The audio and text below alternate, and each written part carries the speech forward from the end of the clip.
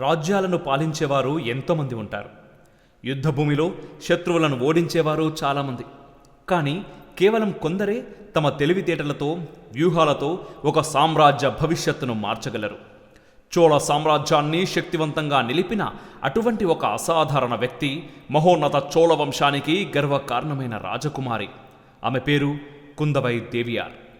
రాజరాజ చోళుని సోదరి మాత్రమే కాదు, చోళుల రాజ్య భవిష్యత్తు నిర్మించిన మేటి వ్యూహకర్త, ధైర్య సాహసాలకి చిహ్నం. మరి ఎవరు ఈ కుందవై?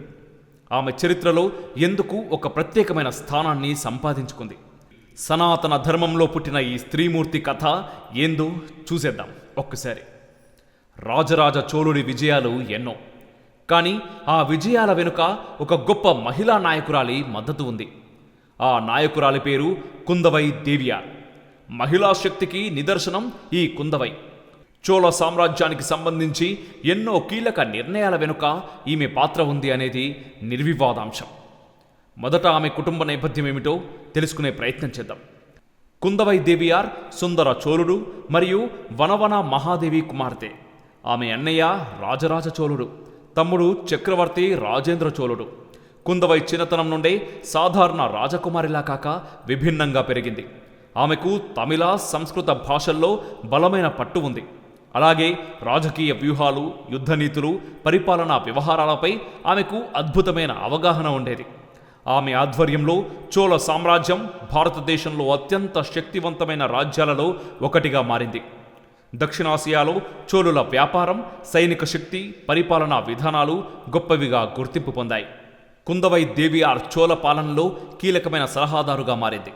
ఆమె రాజరాజ చోళుడికి నమ్మకస్తురాలిగా నేవీ వ్యూహాలు, వ్యాపార మార్గాల విస్తరణ, అంతర్గత రాజకుటుంబ విభేదాల పరిష్కారం వంటి కీలకమైన విషయాల్లో తన తెలివితేటలను చూపించింది. చోళుల నావికాశక్తిని బలోపేతం చేయడానికి ఆమె వ్యూహాత్మకమైన సలహాలు ఇచ్చింది. శ్రీలంక, మలయ ద్వీపకల్పం, ఇండోనేషియా వరకు వ్యాపార సంబంధాలు బలపడేందుకు కుందవై ఎంతో కృషి చేసింది. సామ్రాజ్యంలో రాజకుటుంబ విభేదాలు పెరిగితే అదొక పెద్ద ముప్పు. కుందవై తన చాణక్యంతో వీటిని పరిష్కరించడంలో కీలక పాత్ర పోషించింది.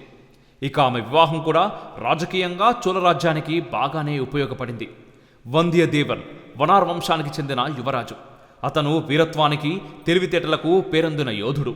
చోళరాజ్యంలో విశ్వసనీయ వ్యక్తిగా మారిన వంద్యదేవన్ రాబోయే చోళ చక్రవర్తి రాజేంద్ర చోళుని అత్యంత నమ్మకస్తుడిగా మారాడు. అతనితో ఆమె వివాహం జరిగింది. అతను ఒక కుశల యోధుడు, రాజనీతిలో కూడా దిట్ట. ఇక వారిద్దరి కలయికతో చోళరాజ్యం తప్పక లాభపడింది అనే చెప్పాలి. కుందవై కేవలం రాజకీయాల్లోనే కాదు, సామాజికంగా కూడా ఎంతో ఉన్నతంగా నిలిచింది. వైద్యశాలల నిర్మాణం, మహిళల విద్య కోసం పనిచేయడంతో పాటు బృహదీశ్వర ఆలయం కట్టడంలో కూడా ఆమె పాత్ర ఉంది. చోళరాజ్యం కట్టడాల్లో అక్కడక్కడ ఆమె గురించిన శిలాశాసనాలు, ఆనవాళ్లు ఉన్నాయి.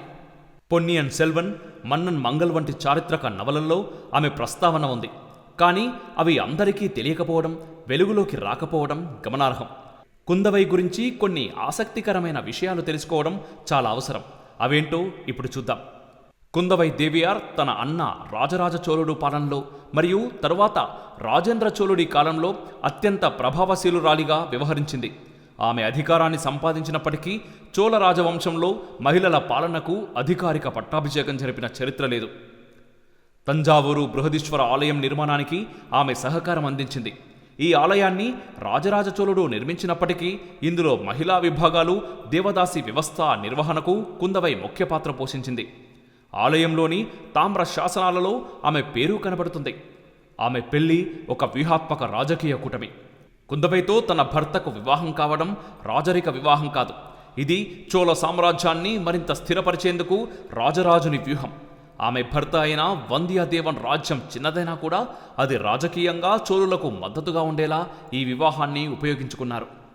కుందవై అధికారికంగా గద్దె ఎక్కకపోయినా ఆమె రాజరిక వ్యవహారాల్లో తన అన్న మరియు తమ్ముడికి రాజకీయ సలహాలిచ్చేది. రాజరాజ చోళుని పాలనలో తామ్రపత్రాల్లో కుందవై వీరనారి, కుందవై ఆరమి అని ఆమెకు గుర్తింపు లభించింది. చోళ సామ్రాజ్యంలో ఆమె మహిళలకు సమాన అవకాశాలను కల్పించేందుకు పాటుపడింది. మహిళలకు చదువు, ఆర్థిక స్వాతంత్రం కల్పించడానికి గురుకుల విద్యా పద్ధతులను ప్రోత్సహించింది.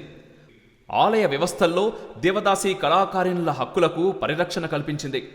కుందవై భారతదేశం వెలుపల కూడా తన ప్రభావాన్ని చూపింది.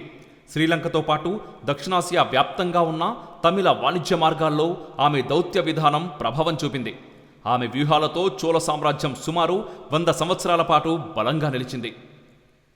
కొందరు పాలకులు బలమాధారంగా సైన్యాన్ని నడిపిస్తారు, కానీ కొందరు అణిచివేయలేని తెలివితేటలతో రాజ్యాన్ని కాపాడుతారు. కుందవై దేవియార్ రెండో రకానికి చెందిన మహానాయకురాలు. ఆమె తన తెలివికి ప్రసిద్ధికెక్కింది. తన అన్నదమ్ములతో కలిసి చోళరాజ్యం ప్రవర్ధమానంగా ఉండడానికి నిరంతరం కృషి చేసింది. ఈమె గురించి మనం చరిత్ర పుస్తకాలలో ప్రస్తావన లేకపోవడం శోచనీయం. ఏది ఏమైనా చోళుల చరిత్రలో ఆమె పేరు ఎప్పటికీ నిలిచి ఉంటుంది. మీరు ఈ కథని ఎప్పుడైనా విన్నారా? కుందవై గురించి మీ అభిప్రాయం ఏంటి? మీకు ఆమె గురించి ఏమి తెలుసో కామెంట్స్ రూపంలో తెలియజేయండి. ఇటువంటి మరిన్ని ఇంట్రెస్టింగ్ ఫ్యాక్ట్స్ తెలుసుకోవడానికి ఖచ్చితంగా మన ఛానల్ని సబ్స్క్రైబ్ చేయండి. గంట కొట్టడం మర్చిపోవద్దు. ఉంటాను. నేను మీ అమోఘ్ దేశపతి. జై హింద్. మేరా భారత్ మహాన్.